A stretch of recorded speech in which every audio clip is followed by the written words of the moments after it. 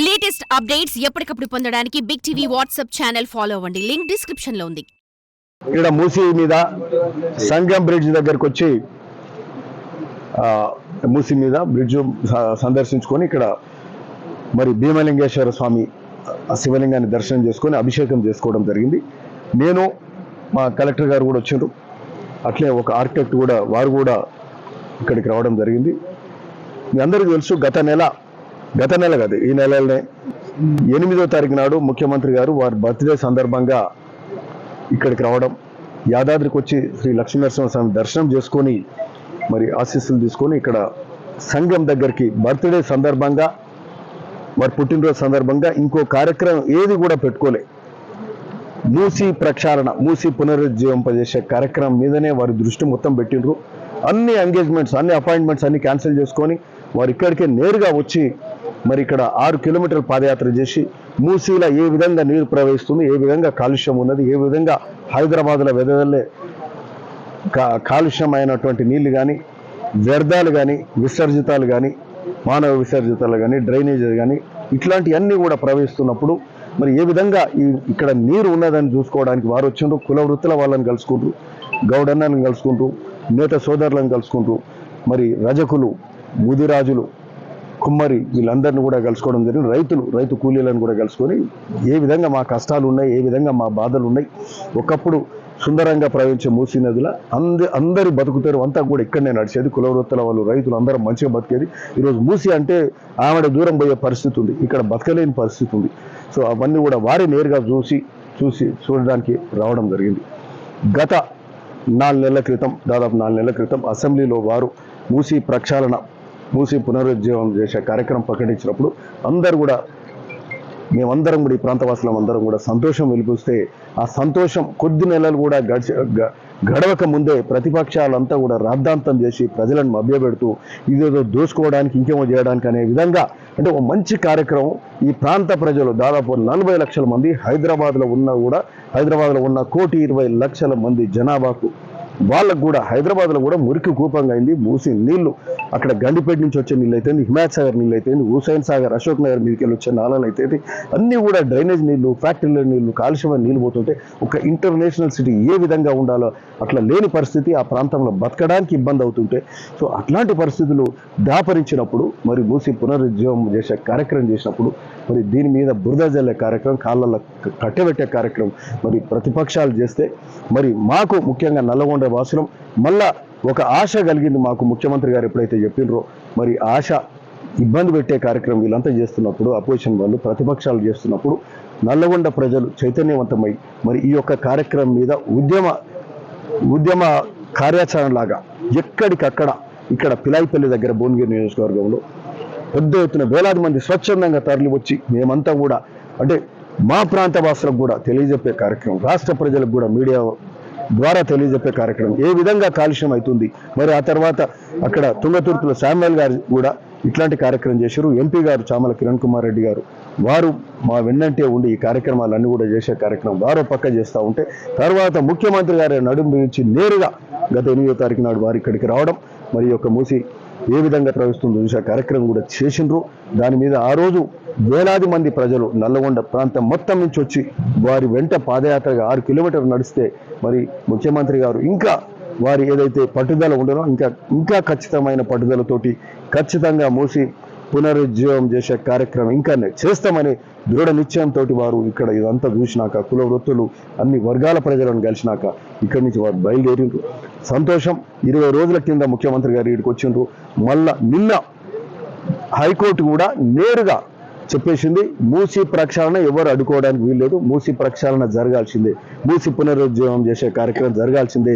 అక్కడ సబర్మతి దగ్గర జరిగింది, గుజరాత్లో మోడీ చేసిండ్రు, అక్కడ మోడీ చేసి బీజేపీ చేస్తే అది కరెక్ట్ అంటారు కిషన్ రెడ్డి గారు, ఇక్కడ చేస్తే మాత్రం ఇది తప్పు అని అంటాడు. తప్పు పట్టే కార్యక్రమం కిషన్ రెడ్డి గారు చేస్తూ ఉన్నారు. టీఆర్ఎస్ వాళ్ళు కూడా మరి అక్కడ గంగా చేయొచ్చు, అక్కడ సబర్మతి చేయొచ్చు, అక్కడ కూడా వేలాది మంది ఇండ్లను కూడా తరలించేది. ఏదైనా మంచి కార్యక్రమం చేస్తున్నప్పుడు, లక్షలాది మందికి మేలు చేస్తున్నప్పుడు కొన్ని కార్యక్రమాలు జరుగుతాయి. మరి వాటికి కూడా ఇంకా మంచి వాళ్లకు అవకాశాలు ఇవ్వడం, మంచి పునరావాసం చేస్తూ వాళ్ళకి డబ్బులు ఇచ్చే కార్యక్రమం కానీ, ఇండ్లు ఇచ్చే కార్యక్రమం, వాళ్ళ చదువులకు కానీ, పిల్లల చదువులకు కానీ ఇట్లాంటివన్నీ చేసి మరి మూసి రివర్ బెడ్ కూడా అంతా కూడా తరలించే తప్పకుండా కూడా జరుగుతుంది. ఇట్లాంటి వాటికి అన్ని అడ్డుపడొద్దని కూడా హైకోర్టు ఈరోజు నేరుగా తేల్చి చెప్పింది. కాబట్టి సో ఈ మూసి పునరుజ్జీవ కార్యక్రమం అనేది ఇంకా ఖచ్చితంగా జరుగుతుంది. ఇంకా ముందు పోయేదే, దీని మీద ఏమాత్రం ఆలోచన లేదు, ఎవరు మాట్లాడాల్సిన అవసరం లేదు. ఎందుకంటే అన్ని వర్గాల ప్రజల మాటలు విన్నాక, అన్ని ప్రతిపక్షాలు వీళ్ళు వాళ్ళ ఈ లొల్లులన్నీ విన్నాక ఫైనల్ డిసిషన్ కోర్టు నుంచి వచ్చింది. కోర్టు ఈ నిర్ణయం, ఈ మూసి పునరుజ్జీవం చేసే కార్యక్రమం రాష్ట్ర ప్రభుత్వం రేవంత్ రెడ్డి గారు చేసే కార్యక్రమం సరి అయింది, ఇది ఖచ్చితంగా జరగాల్సిందని తేల్చి చెప్పింది. సో దానికి సంతోషంగా ఈరోజు మేము వీడికొచ్చి దేవలింగం దగ్గరకు వచ్చి ఈ శివలింగానికి అభిషేకం చేసుకొని, ఏదైతే సంఘం శివయ్యకు ముఖ్యమంత్రి రేవంత్ రెడ్డి గారు అభిషేకం చేసి ఇంకా ఖచ్చితమైన నిర్ణయంతో పోయిండో, ఈరోజు 20 రోజులకే కోర్టు డిసిషన్ కూడా రావడం, మళ్ళా మేము వీడికొచ్చి ఆ శివలింగాన్ని దర్శనం చేసుకొని 6వ శతాబ్దిలో మరి విష్ణు కుండలీల కాలంలో ఏదైతే శివలింగం ఇక్కడ ఉండేనో ఒక దివ్యమైన క్షేత్రంగా ఉండే ఈరోజు మూసి మళ్ళా స్వచ్ఛమైన నీరు ప్రవహించాలి. ఈ యొక్క క్షేత్రం ఇంకా గొప్పగా ప్రసిద్ధిగాంచాలని కూడా కోరుకుంటూ, మరి రేవంత్ రెడ్డి గారు కూడా ఈ యొక్క శివలింగానికి ఇక్కడ ఒక స్ట్రిప్ ఐలాండ్ లాగా ఉంది, 250 మీటర్లు, 10-12 ఫీట్లతోటి ఆ శివలింగం వరకు మూసీల వెళ్తూ మధ్యలోకి వెళ్తుంది. 2 దిక్కుల 2 పాయలు ఉంటాయి. అంటే ఒక సుందరమైన ప్రాంతంగా ఉంటుంది. ఒక దగ్గర వాటర్ ఫాల్స్ 6 ఫీట్లకి వెళ్ళి వాటర్ ఫాల్స్ పడుతున్నాయి, ఒక కథలాగా ఉంటుంది ఇక్కడ. మరి అట్లాంటి ఒక మంచి ప్రదేశం మళ్ళా దీన్ని 2 కోట్ల రూపాయలతోటి మీరు మంచిగా ఇంకా ఆ టెంపుల్ కానీ ఇంకా సుందరంగా తీర్చిదిద్దారని ముఖ్యమంత్రి గారు కూడా చెప్పడం, ఈ రోజే మరి మాకు కోర్టు డిసిషన్ రావడం. ఆర్కిటెక్ట్ గారు కూడా అనుజయ్ గారు కూడా వచ్చారు, వారు మంచి ఫేమస్ ఆర్కిటెక్ట్, జెనసిస్ ఆర్కిటెక్ట్స్ వాళ్ళు. సో ఆయన కూడా ఆధ్యాత్మికంగా ఉన్నటువంటి ఆర్కిటెక్ట్, అంటే జెనసిస్ ఆర్ వాట్ ఎవర్, ఆయన ఇండిపెండెంట్గా వారు వచ్చి నేను చేస్తా అని చెప్పి కూడా వచ్చారు. అంటే ఇక్కడ బేసిక్ ఏంటంటే టెంపుల్ కట్టడానికి అక్కడ స్థలం లేదు, దానికి ఒక మంచి సుందరంగా ఒక క్యానపీ చేస్తామా స్ట్రక్చర్ చేసి ఈ స్ట్రిప్ ఐలాండ్ వీలైనంత, ఎందుకంటే వాటర్ బాడీలను మనం ముట్టుకోవడానికి వీల్లేదు, పక్కకు రివర్లకు మనం ఎంక్రోచ్ కావడానికి వీలు లేదు, పోకూడదు కూడా. అది ఎంత గొప్ప కార్యక్రమం అయినా సో పర్యావరణాన్ని డిస్టర్బ్ చేయకూడదు. సో ఆ కార్యక్రమంలో భాగంగా దీని మీద సుందరంగా ల్యాండ్స్కేప్ కానీ హార్డ్స్కేప్ కానీ చేస్తూ ఏ విధంగా దీన్ని ఇంకా సుందరంగా తీర్చిదిద్దే కార్యక్రమం, ఒక ఇంకా గొప్ప ఆధ్యాత్మిక కేంద్రంగా, గొప్ప క్షేత్రంగా మరి భీమలింగేశ్వర స్వామి చేసుకోవడానికి ఆర్కిటెక్ట్ గారు కూడా వచ్చారు. ముఖ్యమంత్రి గారు ఇచ్చిన 2 కోట్లతోటి ఇంకా దీన్ని గొప్పగా తీర్చిదిద్దామని కూడా ఈ సందర్భంగా చెప్తాం. దీన్ని డిస్టర్బ్ చేయకుండా మినిమం డిస్టర్బెన్స్తో మనం ఏం చేయొచ్చు అనేది చూడాలి. అంటే ఇప్పుడు as an architect master plan అని ఉంటుంది. మాస్టర్ ప్లాన్లో ఏంటంటే ఒక గుడే కాదు, దానికి కనెక్టింగ్ పాత్వేస్ ఉంటాయి, పబ్లిక్ ఎట్లా వస్తారు, ఎక్కడ పార్క్ చేసుకుంటారు, వాళ్ళకి సదుపాయాలు ఏముంటాయి, ఇవన్నీ ఆలోచించుకుంటూ ఒక మాస్టర్ ప్లాన్ తయారు చేస్తాము. ఆ తయారు చేసుకున్న తర్వాత depending on budget we will present it. ఆ ప్రజెంటేషన్లో మనకి ఏది ఫస్ట్ ఫేజు, ఇది సెకండ్ ఫేజు, థర్డ్ ఫేజు అనుకోవచ్చు. అంటే ఇక్కడ ఒక